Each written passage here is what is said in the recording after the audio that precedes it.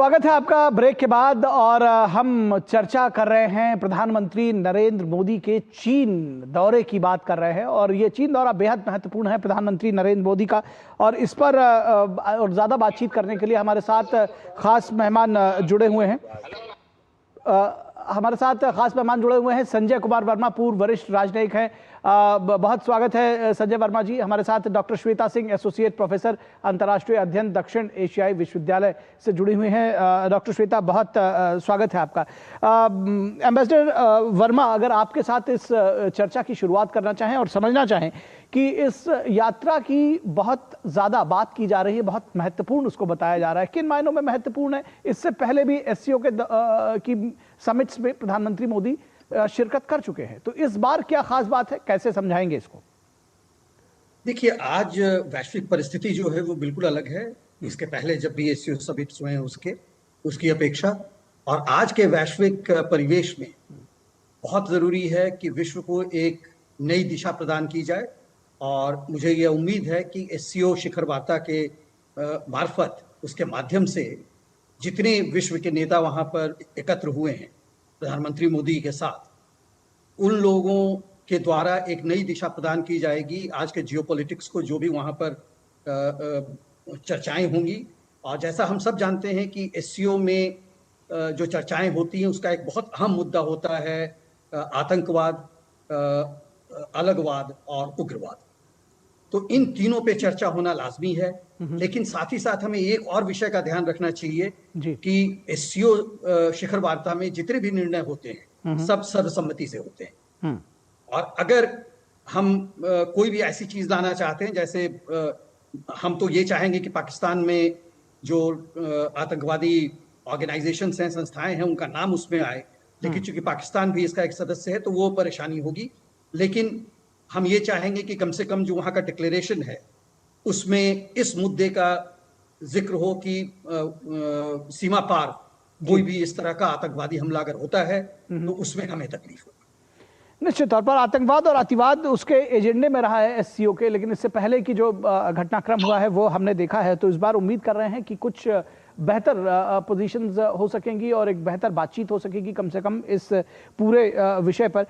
लेकिन अभी एक जो ताज़ा मामला आया है, या ये कहें कि अभी जो ब्रेकिंग न्यूज़ थोड़ी देर पहले आई थी, डॉक्टर श्वेता सिंह आपसे उस संदर्भ में बात करेंगे। यूक्रेन के राष्ट्रपति वोलोदिमीर ज़ेलेंस्की ने प्रधानमंत्री नरेंद्र मोदी से फ़ोन पर बातचीत की है और उनको जो अभी हालिया घटनाक्रम हुआ है यूक्रेन में उसके विषय में जानकारी दी है। और ये हम जानते हैं कि एससीओ समिट में कल प्रधानमंत्री शिरकत करेंगे और रूस के राष्ट्रपति भी वहां मौजूद रहेंगे, जिनके साथ भी बातचीत का कार्यक्रम है। कैसे देखती हैं इस फोन कॉल को, इस बातचीत को? अगर हम देखें, थैंक यू निखिल, अगर हम इस चीज को देखें तो मैं ये कहूंगी कि यूक्रेन के राष्ट्रपति के तरफ से ये एक लेवरेज क्रिएट करने की कोशिश है। Prime minister Modi and India is a very important player in the SCO, and इस कॉन्टेक्स्ट में अगर हम देखें तो वो चाहेंगे कि एक प्रेशर टैक्टिक्स क्रिएट किए जाए, प्रेशर टैक्टिक्स वीज़-वी रशिया, और किस तरह से आप अलाइन कर सकते हैं to pressure Russia in terms of the ceasefire agreement and coming to a kind of an agreement where Ukraine is also a party to the negotiation process that we are talking about. ये एक बहुत अहम मुद्दा है, क्योंकि अभी तक हम जितनी पीस इनिशिएटिव्स की बात कर रहे हैं, अगर हम देखें जो यूएस लेड पीस इनिशिएटिव्स है उसमें यूक्रेन एक हिस्सा नहीं है, जो यूक्रेन बल्कि एक स्टेक होल्डर है, एक बहुत इंपॉर्टेंट स्टेक होल्डर है। एंड यहाँ पर भारत का रोल बहुत अहम रहेगा इस चीज को ये करने के लिए कि एससीओ समिट में हम कैसे रिप्रेजेंट करते हैं। और आज जैसे कि आपने बहुत ही सही कहा, अभी एस्केलेशन हो गया है, तो in the backdrop of the escalation हम किस तरह से लेवरेज पॉलिटिक्स क्रिएट कर सकते हैं। हमें ये भी समझने की कोशिश करनी पड़ेगी कि इसका दूसरा पहलू जो है कि India and Russia share a very close partnership, a very strategic partnership. Now, in that context, India also buys oil from Russia. Now, अगर आप देखें ये, but India has always very clearly said that it is on the side of peace. It is not on the side of war. तो अगर आप दोनों चीजों को देखें, एक इंटरकनेक्शन है, एक इंटरसेक्शन है, जियोपॉलिटिकल और जियो इकोनॉमिक जो पॉइंट्स है, अगर हम देखें ट्रिगर पॉइंट्स, उसमें एक इंटरसेक्शन है। तो यहाँ पर मैं कहूंगी कि ये जो रीचिंग आउट एफर्ट है यूक्रेनियन प्रेसिडेंट की तरफ, उनका एक रीचिंग आउट एफर्ट है to create this pressure tactic and also to lobby in one of the biggest multilateral forums that we are talking about in the global south, and उस मुद्दे की तरफ से ये बहुत ही अहम रहेगा। जी जी जी जी जी एम्बेसडर वर्मा, आप इसमें कुछ जोड़ना चाहेंगे अपनी तरफ से? बिल्कुल, तो सबसे पहले ये देखने की आवश्यकता है कि प्रेसिडेंट जेलेंस्की ने फोन किया, इसका मतलब वो आतुर हैं इस बात के लिए कि जो भी उनका पक्ष है, जब भी प्रधानमंत्री मोदी बात करें पुतिन साहब से या शी जिनपिंग से, उस समय उन बातों को उनके साथ रख सके, साझा कर सके। तो एक तरह से वो भारत को एक मैसेंजर के रूप में भी इस्तेमाल करना चाह रहे हैं, और कूटनीति में ये अक्सर होता है कि तीसरे देश मैसेंजर के रूप में इस्तेमाल होते हैं। और इसका मुख्य कारण यह है कि दोनों नेता पुतिन साहब और जेलेंस्की साहब आपस में बातचीत नहीं कर पाते हैं, इसलिए उन्हें मध्यस्थता की जरूरत पड़ती है। भारत इसमें मैसेंजर बनने को तैयार है, और जैसा कि श्वेता जी ने कहा कि भारत पीस और स्टेबिलिटी, स्थिरता और शांति की तरफ है, तो शांति और स्थिरता के लिए जो भी संभव हो सकेगा भारत वो करने को तैयार रहेगा।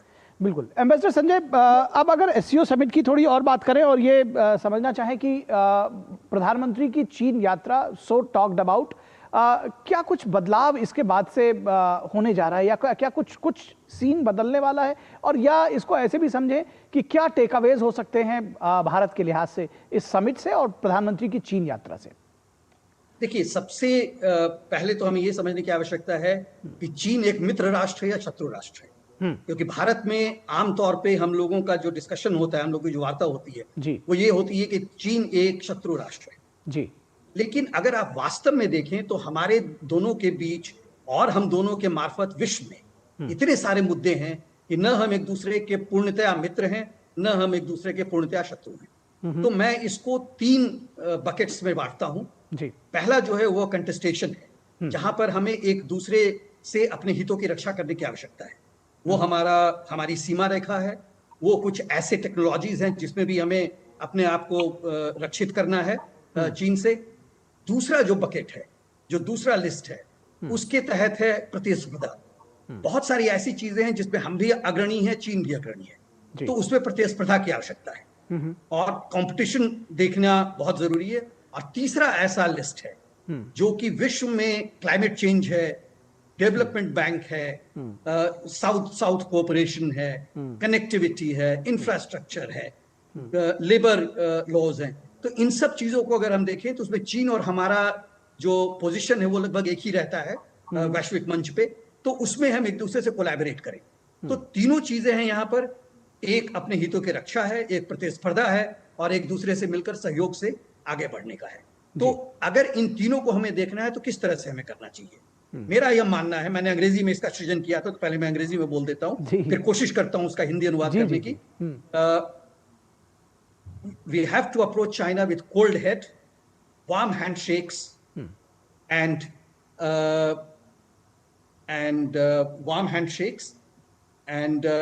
collaborative efforts. तो चीन में ये तीनों चीजें होती हैं। हमें एक फर्म स्पाइन रखने की जरूरत है, हमें यह जरूरत है कि हमारी रीढ़ की हड्डी झुके नहीं। तो चीन के साथ डील करने में ये तीनों विषयों को देखना पड़ेगा, जहां पर एक तरफ हम बिल्कुल ठंडे दिमाग से जाएं, दूसरी तरफ उनके साथ गर्मजोशी से मिलें, और तीसरी तरफ हम अपनी रीढ़ की हड्डी को बिल्कुल सुदृढ़ रखें। जी जी जी जी, बिल्कुल आपने इस बात से बहुत सटीक बात कही है। डॉक्टर श्वेता, अगर हम थोड़ा अभी जियोपॉलिटिक्स को विश्व की देखें, प्रधानमंत्री नरेंद्र मोदी की इस यात्रा की ढेर सारी बात भी कही जा रही है और पूरी दुनिया की निगाहें भी इस पे। इस बीच में आपने भी देखा होगा कि यूएस के विदेश मंत्री का एक बयान आया था कि हम भारत के साथ में जो रिश्ते हैं वो बेहतर होंगे, और मतलब एक उन्होंने एक्सपेक्टेशन जताई थी कि बेहतर उसकी तरफ हम बढ़ रहे हैं और ज़रूर चीज़ें ठीक होंगी, चाहे वो टैरिफ की बात हो या दूसरी बात हो।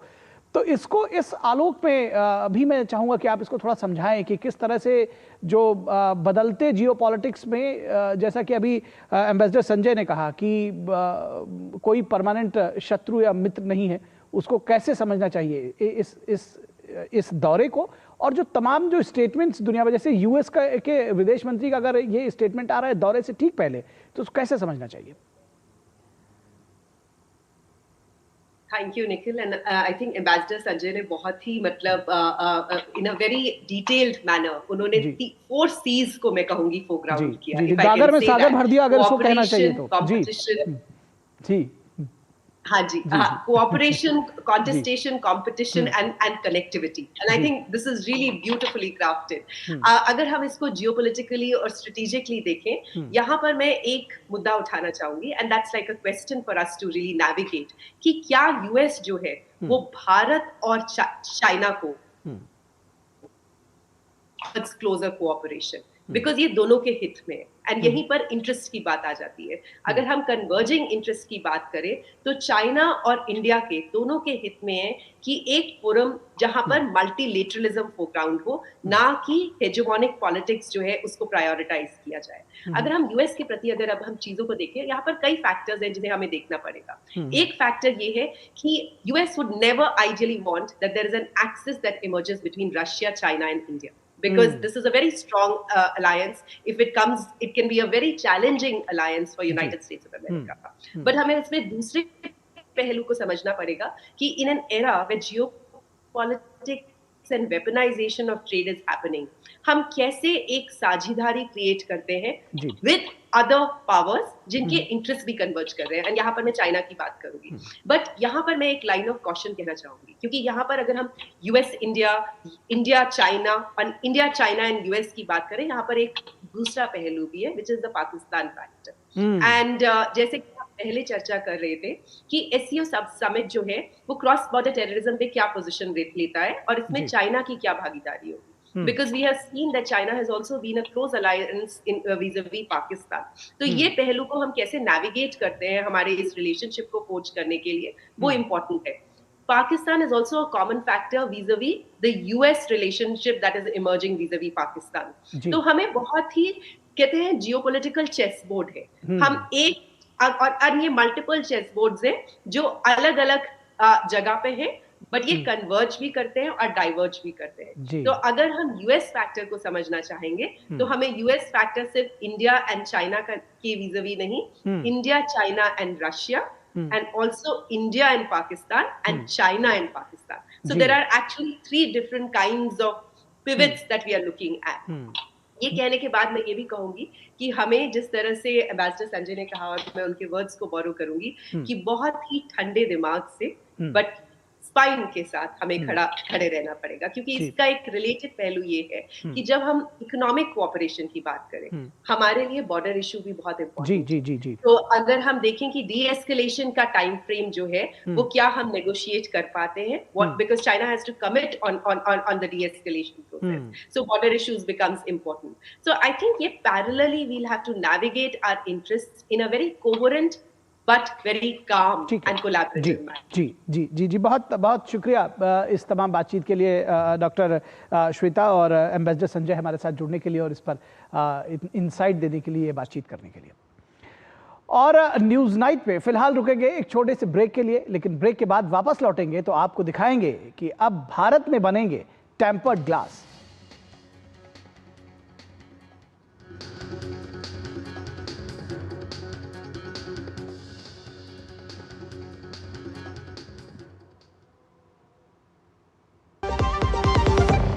Do you feel conscious while smiling?